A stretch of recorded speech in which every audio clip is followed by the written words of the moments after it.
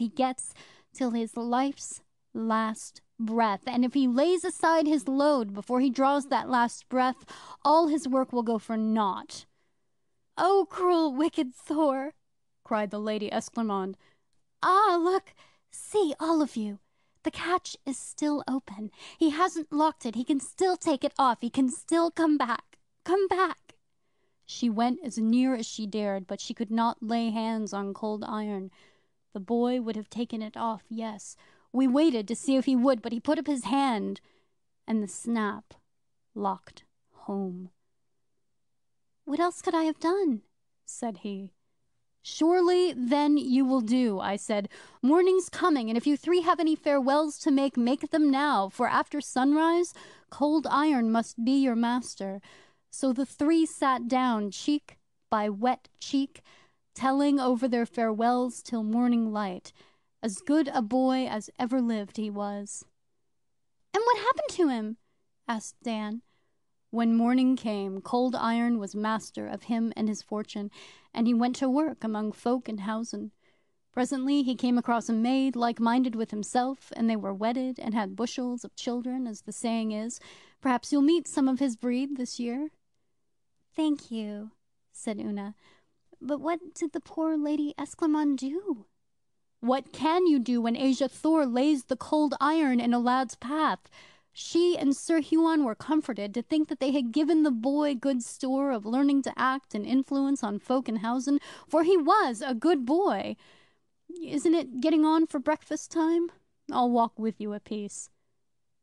When they were well in the centre of the bone-dry fern, Dan nudged Una, who stopped and put on a boot as quickly as she could. "Now," she said, "you can't get any oak, ash, and thorn leaves from here, and—" She balanced wildly on one leg. "I'm standing on Cold Iron. What do you do if we don't go away?" "Ugh, of all mortal impudence!" said Puck, as Dan, also in one boot, grabbed his sister's hand to steady himself. He walked round them, shaking with delight. "You think I can only work with a handful of dead leaves? This comes of taking away your doubt and fear. I'll show you." A minute later they charged into old Hobden at his simple breakfast of cold roast pheasant, shouting that there was a wasp's nest in the fern where they had nearly stepped on, and asking him to come and smoke it out. "It's too early for wasps' nests, and I don't go digging in the hill, not for shillings," said the old man placidly. "You've a thorn in your foot, Miss Una. Sit down, put on t'other boot. You're too old to be capering barefoot on an empty stomach. Stay it with this chicken of mine." Cold Iron. Gold is for the mistress, silver for the maid, copper for the craftsman cunning at his trade. "Good," said the Baron, sitting in his hall. "But iron, Cold Iron, is master of them all." So he made rebellion 'gainst the king his liege, camped before his citadel, and summoned it to siege. "Nay," said the cannoneer on the castle wall, "but iron, Cold Iron, shall be master of you all." Woe for the Baron and his knights so strong, when the cruel cannon balls laid him all along. He was taken prisoner, he was cast in thrall, and iron, Cold Iron, was master of it all.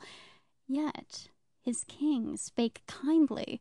Oh, how kind a lord! "What if I release thee now, and give thee back thy sword?" "Nay," said the Baron, "mock not at my fall, for iron, Cold Iron, is master of men all. Tears are for the craven, prayers are for the crown, halters for the silly neck that cannot keep a crown. As my loss is grievous, so my hope is small, for iron, Cold Iron, must be master of men all." Yet his king made answer, few such kings there be. "Here is bread and here is wine, sit and sup with me.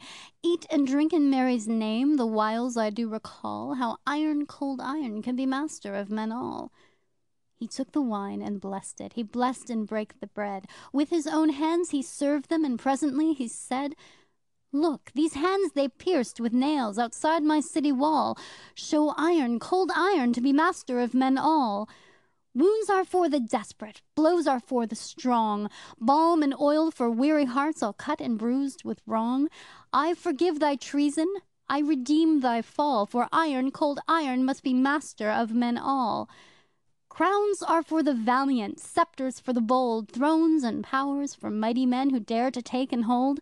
Nay, said the Baron, kneeling in his hall, but iron, cold iron, is master of men all.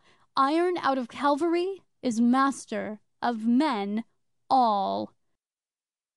End of section 2. Recording by Sage Turtle of QuirkyNomads.com.